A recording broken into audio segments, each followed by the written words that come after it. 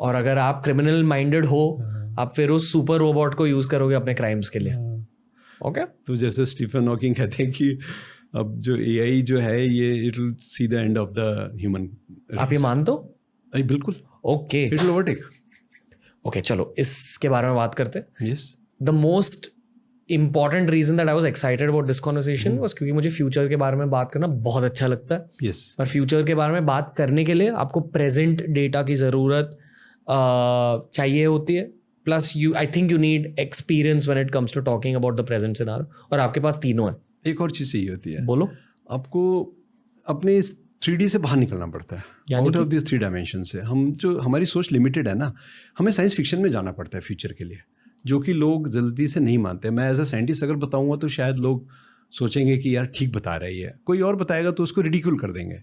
सो रामा जैसे कि मैं मैं मस्ती कर रहा हूँ. बोलो सर. एक रामा होता है. रामा कॉन्सेप्ट है कि जिसमें आप कोई आइडिया किसी को देंगे सबसे पहले रिडिक्यूल किया जाएगा. मैंने जैसे आपके शोज में आते हैं एलियन, तो लोग कहता है एलियन ये तो रिडिक्यूल हो नहीं सकते है ना. फिर उसके बाद धीरे धीरे हम ए से कुछ है मैं भूल गया, फिर एम से है मेलोड, तब थोड़ा सा सॉफ्ट होते हैं लोग. फिर उसके बाद एक्सेप्टेंस आता है. तो अगर हम कोई भी ऐसी टेक्नोलॉजी चीज़ों फ्यूचर की बात करते हैं, जब मैं कहता हूँ कि एआई हमें टेक ओवर कर लेगा, रोबोट्स टेक ओवर कर लेंगे, तो सबसे पहले रिडिक्यूल होगा. यार कैसे कर सकते हैं, उनके तो इमोशंस नहीं है, उनमें तो कोई सेंसिटिविटी नहीं है. लेकिन वो सब बिल्ट इन हो रही है चीज़ें, ये सब आ रही हैं धीरे धीरे. बताइए. Okay I will give you a very youth slash student perspective. हाँ. मेरे भाई है प्रथम मित्तल, शो पर आए थे. उन्होंने फ्यूचर ऑफ एजुकेशन के बारे में बात करी. बहुत सारी जॉब्स रिप्लेस होने वाले एआई की वजह से. और तब I think ChatGPT 4 just launch हुआ था. आजकल हर कोई यूज कर रहा है ChatGPT. ऑलमोस्ट हर जॉब में लोग यूज कर रहे हैं ChatGPT. लोग एआई के सिर्फ इस पहलू को जानते हैं. और फिर एक कॉन्स्पिरेसी थियरी के डोमेन में कॉन्वर्सेशंस चली जाती है जो आपने कहा. पर क्योंकि आप एक साइंटिस्ट हो, क्योंकि आपने DRDO में काम किया, I feel you have the right to talk about the dangers of AI. तो I would actually like for you to explain basics also. मतलब जिन लोगों ने ChatGPT के बारे में अब तक नहीं जाना, नहीं यूज़ किया, बेसिक्स से लेकर फ्यूचर तक के बारे में कुछ बताइए सर. देखो, हम जब एआई की बात करते हैं तो क्या होता है कि पहले हम लोगों ने क्या किया, मसल्स को रिप्लेस किया मशीन से. पहले हम लोग फिजिकल काम करते थे, फिर मशीन्स आ गई, क्योंकि मसल थक जाती थी, लोग थक जाते थे. मशीन्स थकने नहीं, मशीन पूरा दिन काम करती रहती हैं, 24 घंटे भी काम कर सकती हैं. फिर उसके बाद लोगों ने कहा यार ये आदमी के अंदर और क्या है इंसान में, एक और उसके पास दिमाग भी है. तो उन्होंने ब्रेन को भी रिप्लेस कर दिया मशीन से. तो ये जो है इट इज़ नॉट कि डेंजरस है, ये यूज़फुल भी है, काम आ रहा है. रोबोटिक सर्जरी ये वो सब कुछ इससे हो रहे हैं. तो अब क्या हुआ, मसल और ब्रेन दोनों रिप्लेस हो गए मशीन से.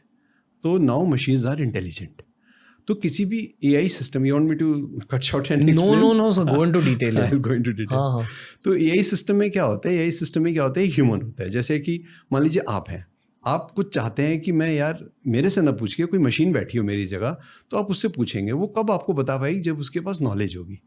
तो वो नॉलेज कहाँ से आएगी, उसके लिए नॉलेज इंजीनियर्स होते हैं. You are acting like a knowledge engineer now, क्योंकि आप मेरे से नॉलेज निकाल के इसको किसी फॉर्मेट में स्टोर कर रहे हैं.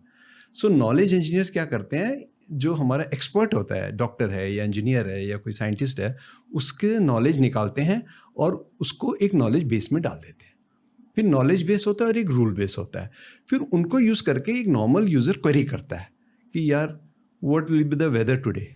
तो वो जो क्वेरी है वो रूल बेस पे जाती है, देखती है क्या डेट, टाइम, लोकेशन, क्या चीज़ें हैं, वो अपने नॉलेज बेस में से निकाल के उस यूज़र को आंसर दे देती है. So this is a complete AI system. किसी भी एआई सिस्टम हो ऐसे ही काम करता है. प्लस टाइम के साथ और डेटा के साथ वो एआई सिस्टम बहुत ज़्यादा मशीन लर्निंग है. ये मशीन लर्निंग क्या है, it is the machine is taught to learn in a way in which human learns. जैसे एक इंसान लर्न करता है वैसे मशीन लर्न कर रही है और अपने आप को इम्प्रूव कर रही है. इट इज़ नॉट ओनली कि खाली उसने आपको जो इन्फॉर्मेशन दे दी, वो उसकी अपने आप लर्निंग सिस्टम है. सॉफ्टवेयर बन गया उसका, अब कुछ नहीं करना.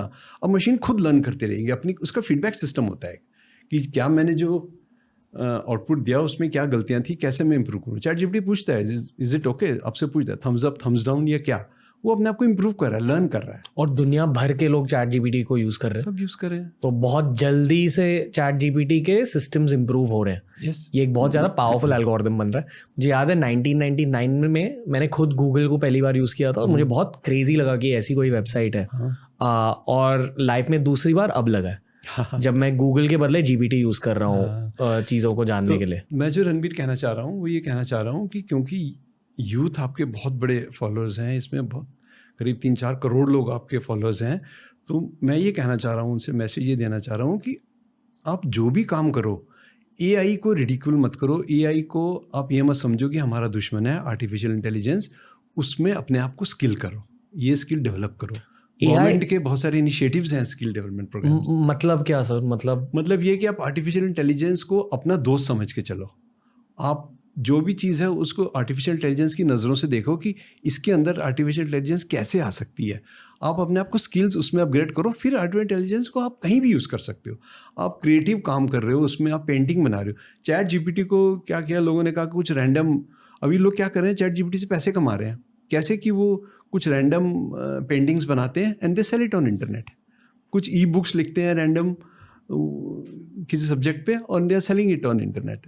तो कहीं भी आपकी क्रिएटिविटी ख़त्म नहीं होगी, जॉब्स ख़त्म नहीं होंगी, आपका टूल है वो। ओके, आप साइकिल पे चलते थे, स्कूटर पे चलते थे, कार पे जा रहे हैं, आप मशीन्स यूज़ कर रहे हैं, तो इंसान ख़त्म नहीं हुआ, जॉब्स ख़त्म नहीं हुई, नई जॉब्स क्रिएट हुई हैं, प्लस एक अपॉर्चुनिटी है, हमें एक नया एरिया मिल गया काम करने के लिए। Okay, this is what I want to say, जो मैसेज है। ओके, बेसिकली आपको स्किल अप करने की जरूरत है। हाँ, स्किल अप करना है और एआई में स्किल अप जरूर करना है, Alright. Artificial intelligence. ऑलराइट, जैसे मैंने आपको पूछा कि कोई भी टेक्नोलॉजी जो एक डिफेंस एजेंसी यूज कर रही है या डेवलप करती है, वो थोड़े टाइम बाद पब्लिक डोमेन में रिलीज होती है। थोड़ा टाइम बाद होती है। यानी कि शायद 5 साल पहले ही चैट जीपीटी जितनी तगड़ी टेक्नोलॉजी डेवलप हुई थी कहीं दुनिया में और अंडर रैप्स थी, लाइकली चाइना में, ये मैंने जाना है। I mean I am not asking you that question, पर इन 5 सालों के लिए एक रोग कंट्री किस तरह से यूज कर सकती थी एआई को? देखो, यूज करी भी है लोगों ने, अटैक्स हुए हैं, एआई बेस्ड हमारे इंफ्रास्ट्रक्चर पर अटैक्स हुए हैं। एआई तो यूज टेक्नोलॉजी में हो रहा है, वो एपरेंट नहीं हुआ कि एआई ने अटैक किया, कोई रोबोट आके अटैक नहीं करेगा। बट क्योंकि वो क्या होता है, जैसे एआई क्या करता है कि जैसे बॉटनेट्स हैं, तो वो एआई से डिराइव्ड है। बॉटनेट्स क्या होता है कि बहुत सारे कंप्यूटर हैं, उनका एक नेटवर्क होता है। तो जो हैकर होता है, जो भी ये साइबर क्राइम्स करते हैं, वो इन सबको एक may be 100,000 million billion computer को लेकर वो एक नेटवर्क बना लेता है, जो कि उसके लिए काम करते हैं। वो उसकी रोबोटिक फोर्स है। वो क्या करते हैं, वो हर सिस्टम्स में जाके, हर जैसे इंडिविजुअल्स हैं उनके फ़ोन्स में जाके वो कोई ना कोई मैलवेयर उसको कहते हैं, जो कोई ऐसा सॉफ्टवेयर होता है जो कि जिसका हार्मफुल इफेक्ट है, मैलिशियस होता है। वायरस, मैलिशियस सॉफ्टवेयर तो मैलवेयर हो गया ना। Virus is a kind of a malware. Alright. तो वो जाके, तो इंसानों को करने की जरूरत नहीं है, मुझे जरूरत नहीं कि मैं हर एक कि मुझे आपका अकाउंट हैक करना है तो मैं नहीं करूँगा, वो मशीन करेगी। वो इतना पासवर्ड स्प्रेइंग करेगी, इतना ज़्यादा फिशिंग के वो करेगी कि हज़ारों पासवर्ड जनरेट कर देगी और एक टाइम पे उसको मिल जाएगा पासवर्ड। तभी हम कहते हैं कि आपने बताया था कि पासवर्ड स्ट्रॉन्ग रखिए, पासवर्ड चेंज करते रहिए। तो बहुत सिंपल चीज़ें अगर हम फॉलो करेंगे तो हम सेफ रहेंगे। और ये 5 साल दूर नहीं है, ये शायद अभी की सच्चाई है। देखो, एक्सपोनेंशियल हो रही हैं चीज़ें। जो पिछले 5 साल में हुआ है वो 5 महीने में हो जाएगा, क्योंकि हमारे पास एआई की पावर आ रही है। साइंस में भी जैसे साइंटिफिक रिसर्च पहले सिर्फ ह्यूमन बींग्स करते थे, अब एआई आ जाएगा साइंटिफिक रिसर्च। एआई आ जाएगा, एआई आ रहा है, जैसे साइबर सिक्योरिटी में आ रहा है, प्लस साइबर क्राइम दोनों में आ रहा है। क्रिमिनल्स यूज़ कर रहे हैं इसको